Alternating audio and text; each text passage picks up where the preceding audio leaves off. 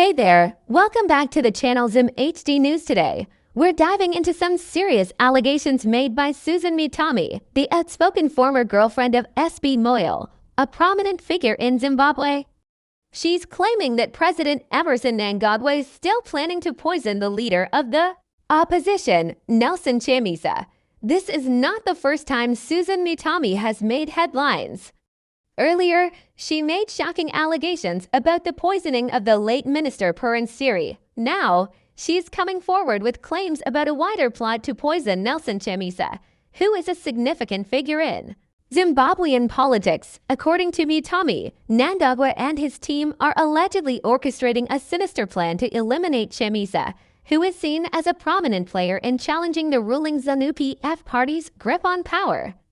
Mitami's revelations are not just baseless claims. She has provided details of the alleged poisoning plot and pointed to the involvement of high-ranking officials in the government. These allegations, if proven true, could have serious repercussions on the political landscape of Zimbabwe. It's crucial to note that these allegations are extremely serious and need to be thoroughly investigated. The safety and well-being of political leaders, regardless of their affiliations, should not be compromised. This story raises concerns about the state of democracy and political stability in Zimbabwe.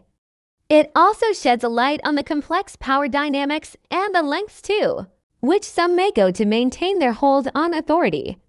As always, we must approach these claims with scrutiny and skepticism, but they do point to the need for transparency, accountability, and the protection of political dissenters in any democracy.